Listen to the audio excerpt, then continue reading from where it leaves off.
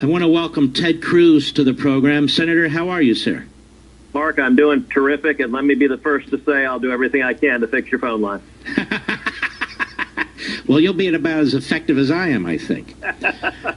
You know, I'm told that if you hold up a coat hanger and some tinfoil, that it gets better reception. Yeah, I try that. I started broadcasting that way, you know.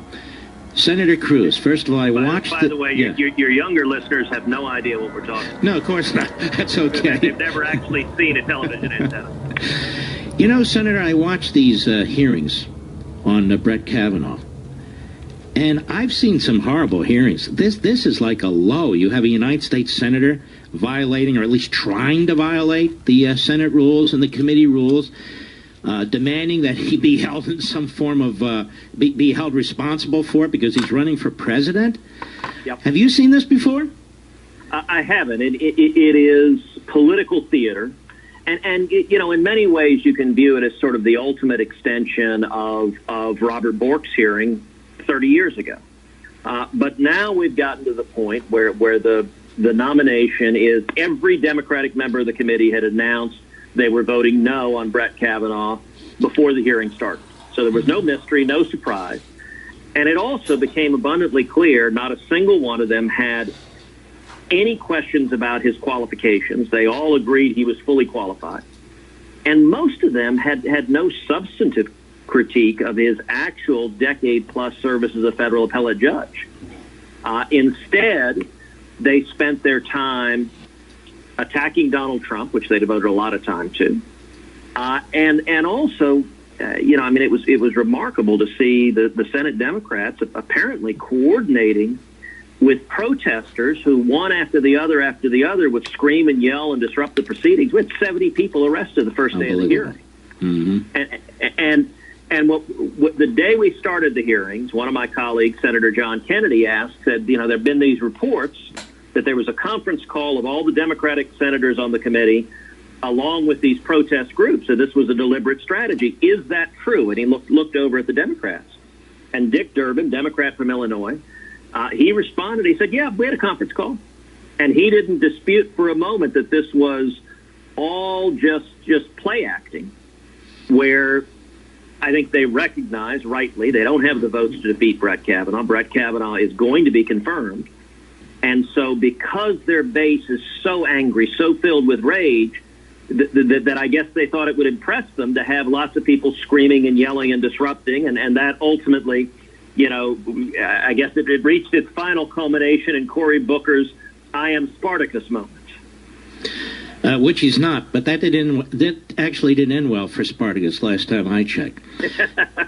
Now, Senator, let me ask you this question. I mean, we now reached a point, because as you watch these hearings, that if a nominee doesn't agree to the entire policy and political agenda of the left, then they are therefore unqualified to serve on the Supreme Court. I think I was hearing that.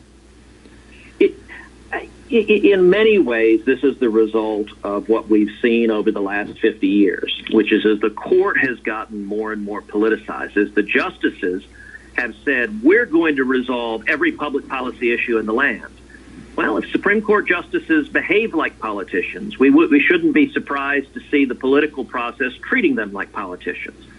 That's a lot of what's playing out, where for the Democrats, they don't really care whether Brett Kavanaugh is qualified or not. They don't care that he's one of the most respected federal appellate judges. They wouldn't care if he was drawing with crayons on manila paper. Mm-hmm. What they care is will he swear on a blood oath to vote the right way in the important flashpoint issues. And it's because for modern Democrats, the Supreme Court is the super legislature. They can't win at the ballot box. The American people don't agree with their substantive policy positions. So instead, the left wants 5 unelected lawyers in robes to decree victories. And so they view these nominations as essentially all-out war. Now, Senator Cruz, a lot is being said about your campaign in Texas. Now, my audience wants to lend a hand. You know, my audience wants you reelected. My audience wants you back in the United States Senate. As a matter of fact, when you launched your primary challenge originally, leading to the United States Senate, it was launched right here when it came to radio. and we get inquiries about this. What can you tell us about the race, and what can you tell us about the people in Texas and the people all over the country? What can they do? Well, the race in Texas, we've got a real fight. It is already the most expensive Senate race in the country. And my opponent, Congressman Beto O'Rourke, is running hard left, like Bernie Sanders. He wants higher taxes, higher regulations, socialized medicine. He says he's open to abolishing ICE. He has the most anti-Israel record of any Democratic Senate nominee in the country. And he is the only Democratic Senate nominee to come out explicitly for impeaching Donald Trump. And he has said he would vote yes today to impeach Trump. And despite the fact, Mark, that he is running to the left of Bernie Sanders, to the left of Elizabeth Warren, he is the #1 Democratic fundraiser in the country. And he's out raising our campaign more than 2-to-1, nearly 3-to-1. Last quarter, we raised $4.6 million. He raised in the same quarter $10.4 million. So we are getting outspent dramatically. Now, I still believe we're going to win, but we've got a fight where we're facing what's going to be tens of millions of dollars of money flooding in from liberals all over the country, and they are up on TV. We are not. They have yard signs everywhere because they've spent $4 million in yard signs that we don't have. And so we've got to fight. And in Texas, the good news is in Texas, there are a lot more conservatives than liberals. What we have to do is turn conservatives out. So you asked, what can your listeners do? There are 3 things we need, which are votes, money, and message. On votes, anyone in Texas, make sure you come out and vote. Bring your friends, bring your family, bring your loved ones. If you have friends in Texas, pick up the phone, send them an email, send them a text, make sure they vote. On the money front, we're getting massively outraised as Hollywood liberals and liberals all over the country.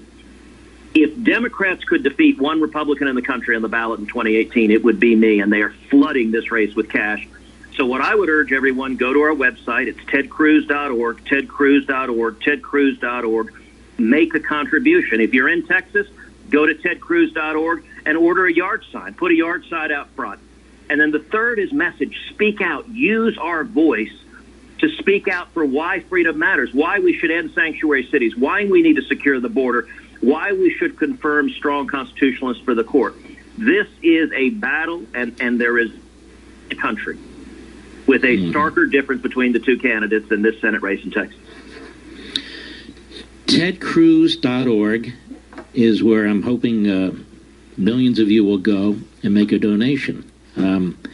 So a lot of money is pouring into Texas from outside of Texas, and I guess you're getting a lot of PAC money being spent by these various left-wing groups. Is that correct as well?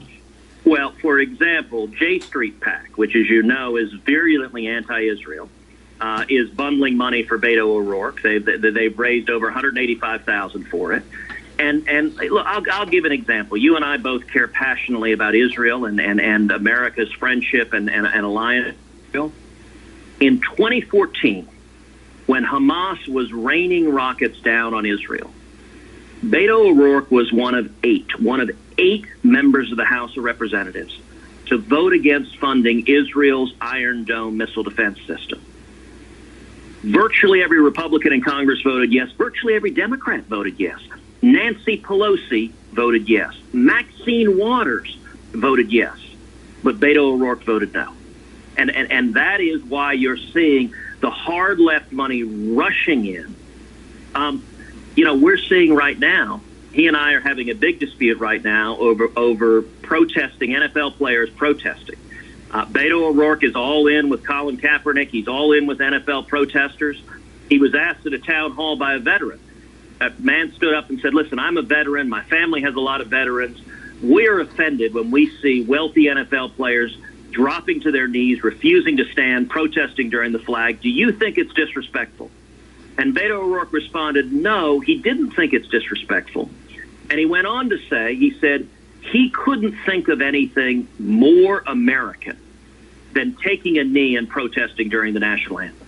Mm-hmm. I mean, that is a radical view. And here's what happened. That video went viral. Hollywood liberals loved it.